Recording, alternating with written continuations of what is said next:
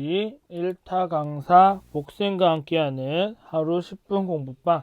자, 오늘은 안경 재료학 파트에서 우리가 요즘 이제 재료학은 암기로 많이 풀잖아요. 그러면 어차피 암기를 할 거라면 핵심 키워드가 되는 용어들만이라도 먼저 알 수 있으면 우리 어차피 객관식 문제를 시험을 칠 거니까 충분히 해결할 수 있을 것 같아서 자주 언급이 되는 키워드만 제가 좀 정리를 해봤습니다. 그래서 제가 언급해 드릴 테니까 여러분들이 이런 거는 들어보시면서 귀에 익혀놓고 눈에 익혀놓으시면 시험 공부하시는데 또는 국시 시험 칠 때 충분히 도움이 되지 않을까라고 생각해서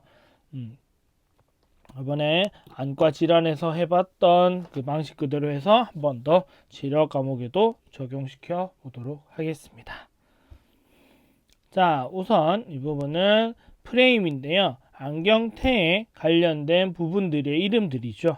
브릿지는 연결부라고 하기도 하고요. 그리고 DBL이라고 하기도 하죠. 렌즈 사이 간 거리라고 해서 DBL이라고 합니다. 자, 그리고 엔드피스. 엔드피스는 림 끝부분과 다리를 연결해주는 부분이 엔드피스가 되죠. 무언가가 끝난다 이런 뜻이니까. 자, 그리고 림은 안경 렌즈가 들어가는 형태를 말하는 모양 있는 부분을 말하고요. 우리가 보통 림, 영어로 림이라고 쓰기도 하고, 그리고 양쪽 아이림을 합쳐서 프론트 부분이라고 하기도 합니다. 전면부, 프론트부 이렇게 얘기하기도 하고요.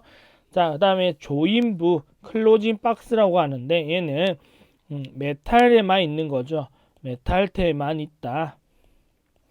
메탈테만 있고 플라스틱테는 없는 건데, 메탈테는 안경 렌즈를 넣고 귀 부분에 있는 조인부를 조여가지고 나사로 이렇게 조여서 렌즈 사이즈를 조정을 하잖아요. 거기를 우리가 클로징 박스 조인부라고 한다.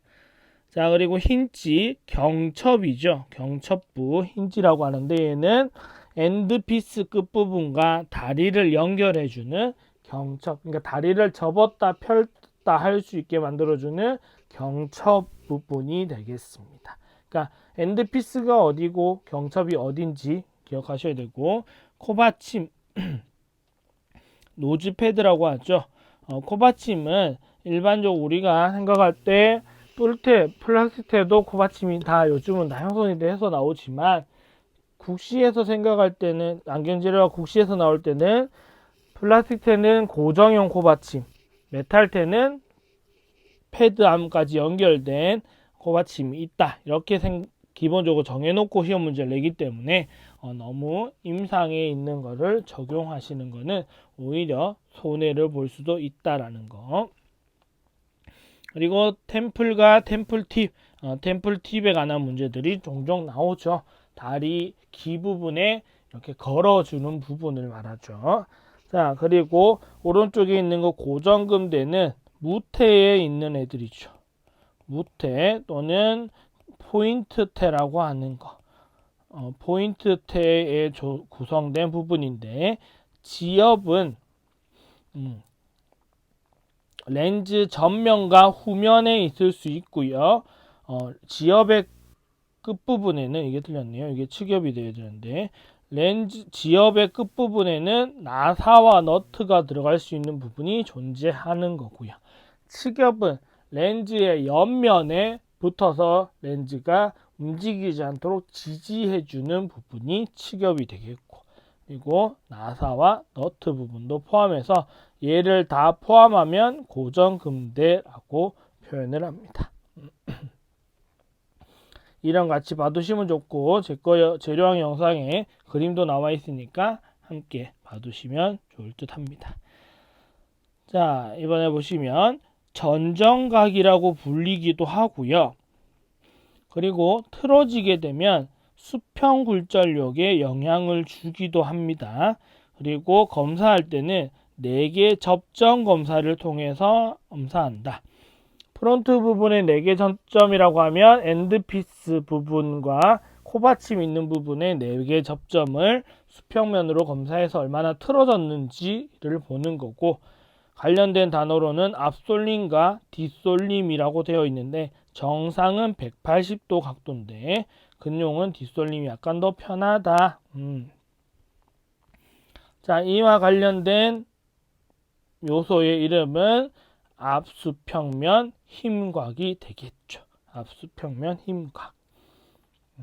보통 재료학에서 문제가 많이 나오겠지만, 조제가공에서 문제가 많이 나오겠지만 명칭으로 나올 수도 있으니까 체크해 놓은 거고요. 자, 다음 원용은 10도, 근용은 15도에서 20도. 이 수치를 반드시 기억하라 소리 뜻이 아니고 근용이 더 크구나 아는 것만 기억해도 충분할 듯 합니다. 그리고 렌즈의 강축과 눈의 조준선을 일치하게 만들어주는 피팅 변수가 되고 OH에 측정할 때 변수 값이 된다. 그래서 이거 1도당 0.44mm의 OH를 내린다. 이런 것도 있잖아요. 그래서 사인 25 세타, 25 사인 세타 이런 공식도 있죠. 그 다음에 어긋나면 흘러내리거나 근용부 시선 이동량이 증가된다. 이러한 키워드를 가진 피팅 변수는 경사각이 되겠죠. 경사각. 안경을 쓰고 있을 때 안경렌즈 전면과 이렇게 전면에서 수평면과 안경렌즈 면이 이루는 각도. 자, 각도가 95에서 105도 정도 설정이 되고요. 어긋날 경우에 VD가 좌우의 VD가 좌우 VD 달라짐, 틀어짐 이런 현상이 나타나는 거는 그리고 틀어지게 되면 코가 눌리거나 귀 당김이 발생할 수 있는 피팅 변수는 다리 벌림각이 되겠죠. 다리 벌림각. 보통 95에서 105도 정도로 세팅을 한다. 얼굴이 더 크다 라고 하면 더 크게, 작다라고 좀 더 작게 라고 할 수 있지만 보통 이 정도 선에서 많이 설정을 하죠. 자, 가장 합리적이고 가장 많이 사용한다라는 키워드를 가지고 있고 렌즈의 상하 좌우 최고 돌출부라는 키워드가 보인다. 핵심 용어가 나왔고요. 그 다음에 좌우 렌즈 직사각형 사이 간 거리, 다리 길이는 일직선으로 쭉 편 상태를 말한다. 얘는 데이터과 길이가 같다. 힌트가 나왔고 아래와 같이 표기하는데 가운데 네모가 있네요. 뭐죠? 박싱 시스템에 관한 내용이 되겠습니다. 박싱 시스템과 데이터 라인 시스템을 구분해라라고 할 때는 우선 아이 사이즈 크기 측정할 때부터 차이가 나죠. 데이터 라인은 그러니까 박싱은 상하 좌우 최고 돌출점을 가지고 교점으로 사각형을 만들어서 그 사각형의 사이즈가 수평 사이즈가 아이 사이즈가 되는 겁니다. 데이텀은 그게 아니고 데이텀은 가장 오래된 방법이 데이텀 라인이고요. 렌즈의 상하의 최고 돌출부를 가지고 즉 상하를 긋고 이 길이의 절반 교점 여기랑 좌우에 선을 그어요. 그랬을 때 안경테가 이렇게 있다고 했을 때 이 교점을 가지고 이렇게 박스를 만들게 됩니다. 자, 이렇게 박스를 만드는 겁니다. 그러면 요만큼이 잘려 나가죠.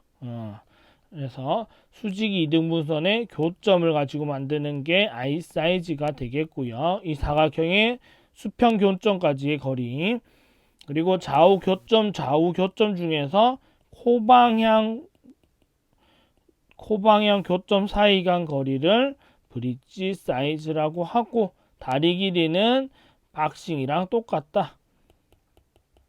박싱이나 데이텀이나 측정하는 방법은 똑같다.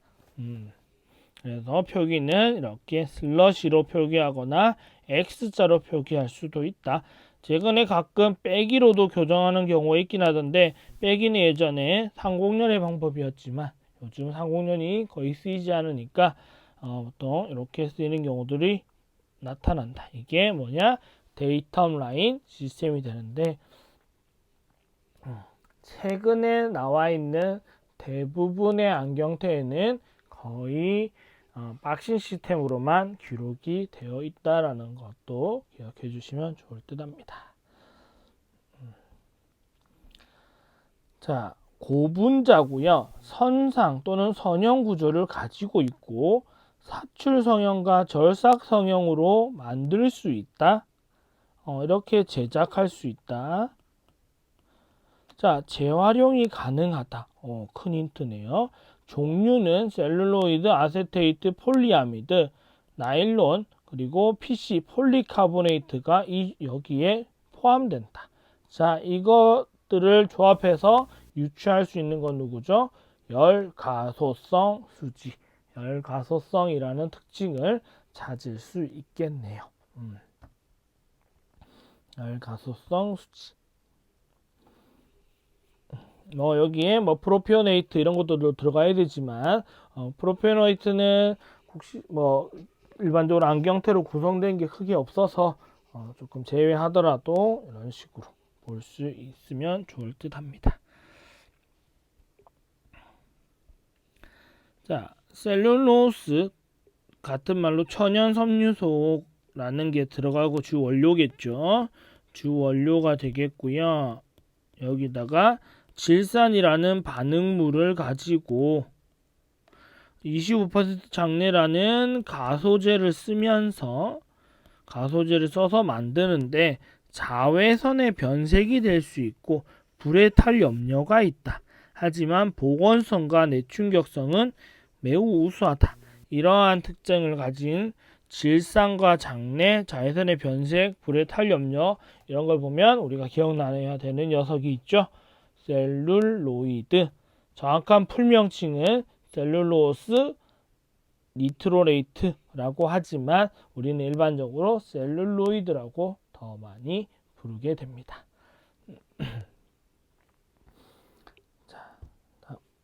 자, 똑같이 셀룰로스 천연섬유소가 들어가는데 이번에는 초산과 반응시켜요.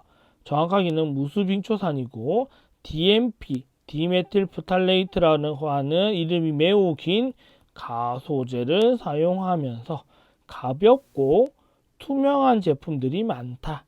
얘의 이름은 우리가 많이 쓰고 있는 뿔테의 대표 주자인 아세테이트가 되겠습니다.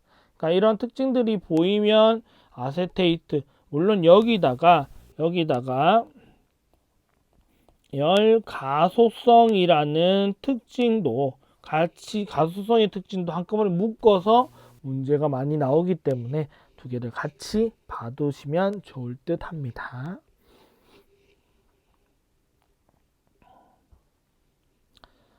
자, 저분자였다가 기본적으로 저분자지만 가열하면 고분자화 된다. 화학 변화가 나타나면서 고분자화되고 망상 또는 그물형 구조를 가지고 있다.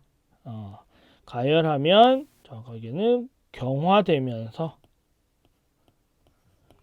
그리고 주입성형 또는 주형중화법으로 만들 수 있다. 제조할 수 있고 내열성 좋고 내용제성 좋고 가소성보다는 경량이다. 단 재활용은 불가능하다. 왜? 열을 가하면 딱딱해지는 경화되기 때문에 안 된다. 대표적인 상품은 에폭시 수지 상품이 있는데 얘를 가지고 만든 상품명의 이름이 옵틸. 그 다음에 안경 렌즈는 ADC 렌즈라는 게 있는데 얘를 가지고 만든 상품명이 CR39. 얘는 이 녀석은 렌즈. PU는 폴리우레탄이라고 그래서 현재 우리가 쓰고 있는 고굴절 소재의 고굴절 플라스틱 렌즈의 소재가 되겠습니다. 자, 이런 특징을 가진 거는 열 경화성이 되겠죠. 에폭시 말고도 뭐 멜라민, 요소 이런 등등이 있는데 여기 수지라는 이름이 붙은 애들은 다 열경화성에 포함된다라고 찾아주시면 되겠습니다. 왜? 셀룰로이드 수지, 아세테이트 수지 이렇게 쓰진 않거든요. 그러니까 수지란 이름이 붙으면 기본적으로 열경화성의 종류에 포함된다. 이렇게 봐두셔도 되겠습니다. 자, 열경화성이랍니다. 그리고 당연히 이주 특징이 이거니까 연결될 거고 가볍대요. 에폭시 옵틸이래요. 부피 수축이 적대요. 이건 옵틸테죠. 이미 답이 나왔지만 옵틸테 안경테죠. 옵틸 안경테. 이러한 특징을 가지고 있다. 그러니까 옵틸 안경테도 생각보다 시험에 자주 나오지만 그 특징을 많이 물어볼 게 없어서 보통 이 정도의 키워드로 많이 언급이 되게 될 겁니다. 자, 거북이 등 껍데기로 만들어서 수작업으로 만든 프레임, 테라입니다. 자, 그러면 우리가 알 수 있죠. 동물성이니까 당연히 온도 변화에 잘 적응하는데 가볍고 습도가 매우 중요하다. 10도 이상 이하가 되면 균열이 발생할 수 있다. 우리 피부 갈라지듯이. 그리고 피팅 시에 증기 가열 방식을 추천한다. 그리고 탄력성이 적다. 렌즈 끼우기 할 때 숙련도가 요구된다. 탄력성이 적다.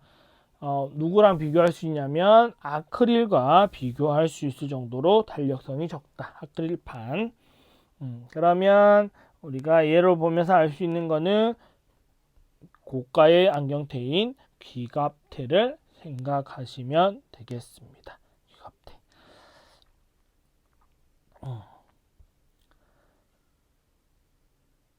자, 여기 보면 구리합금, 니켈합금, 티타늄합금, 마그네슘합금, 철합금이 키워드로 제시되었다. 그러면 얘들은 딱 봐도 그렇게 비싼 거는 아니죠. 얘들은 그래 비싼 게 아니다. 그러면 얘는 메탈테긴 하지만 금속테긴 하지만 비싸지 않은 테 비금속테가 되겠죠. 비금속테의 반대는 귀금속이 있죠. 귀금속테는 금, 은, 뭐 이런 애들이 뭐 백금 이런 녀석들이 포함된 것들이다. 근데 이 중에서는 금태 정도가 시험 문제에 나오면 나올까? 나머지 것들은 크게 나올 가능성이 별로 없다. 왜냐? 비금속 우리가 일반적으로 많이 쓰는 거는 비금속 저렴한 안경테, 구리, 니켈, 티타늄 안경테가 대세를 이루고 있기 때문에 여기서 문제 내기도 충분하다라는 겁니다. 자, 이렇게 해서 우선 첫 번째 시간에는 한 이 정도 해서 20분 한쪽으로 끊어서 가도록 할게요. 너무 길면 또 보는데 애로사항이 있을 수 있으니까 이 정도 하고 끊었다가 또 다음 회차로 돌아오도록 하겠습니다. 여기까지 할게요. 감사합니다.